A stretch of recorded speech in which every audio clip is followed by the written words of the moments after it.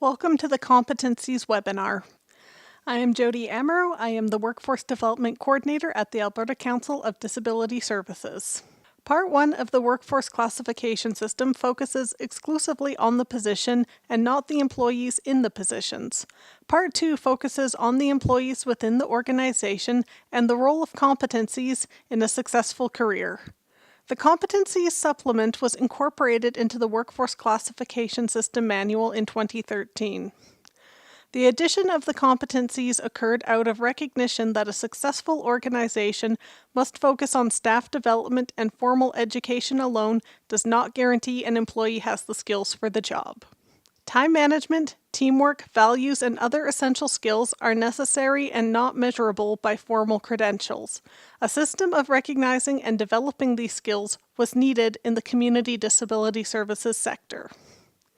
The disability services sector in other provinces had also recognized the need for competencies in the sector and began work on developing such a system.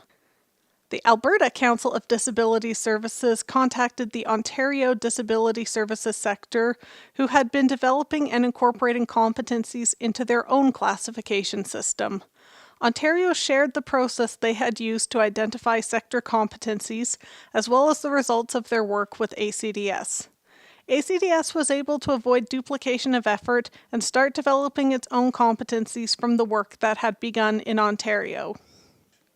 ACDS reviewed the process used in Ontario, as well as other provinces, and a preliminary competencies dictionary was produced using a variety of resources, including social services sector dictionaries, dictionaries in use in other provinces, federally and internationally. After an extensive research process, a preliminary competencies dictionary including 42 competencies was developed. Through an extensive consultation process using focus groups across Alberta, the 42 competencies were narrowed down and the final core competencies and job-specific competencies were identified for inclusion in the Workforce Classification System Manual. The Competencies Dictionary has two sections, the core competencies and the job-specific competencies. The core competencies are those skills which are required by community disability services professionals at all stages in their careers. 7 core competencies are outlined in the Workforce Classification System Manual. These competencies are communication, flexibility, client focus, creative problem solving and decision making, values and ethics, teamwork, and professional excellence. The job-specific competencies are skills which are essential to some positions but not others. These competencies are fostering independence in others, self-control, interpersonal relations and respect, advocating for others, collaboration, planning and organizing, program development, implementation and evaluation, leading others, strategic thinking and visioning, and risk management. Within each of these competencies, there are 4 to 5 levels reflecting increasing levels of skill.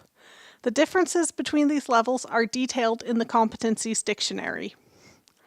The competency levels outlined in the benchmark profiles are general and may not reflect the needs of every organization. Service providers must set the standard within their own organizations. The competency expectations may be set to any level by a service provider as long as there is transparency and staff fully understand the expectations of their job. The Workforce Classification System is designed to promote long-term career planning within the community disability services sector by providing a clear career path and laying out the expectations for each step of the career ladder.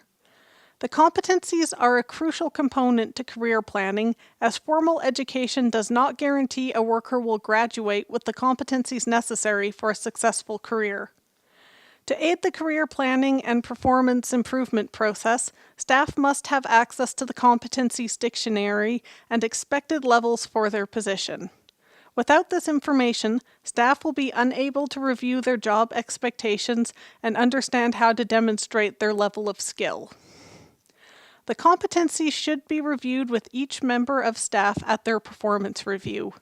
The review should include what level staff are currently demonstrating, the expected level for their position, and how they can reach higher levels.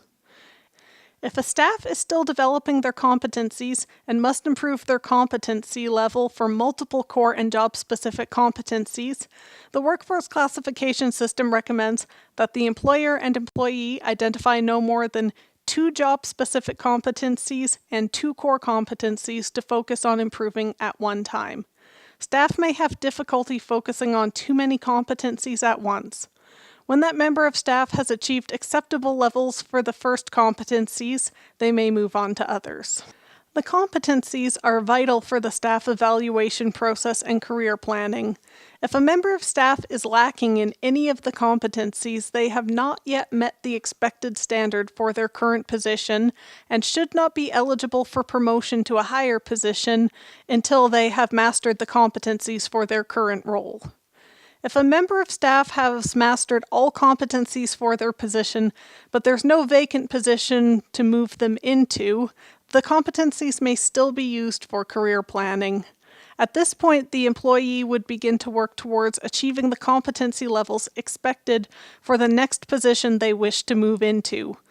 When that position does become available, there will be a member of staff ready with the skills necessary to step into that role. Thank you for watching this webinar. If you have further questions, please contact the Alberta Council of Disability Services.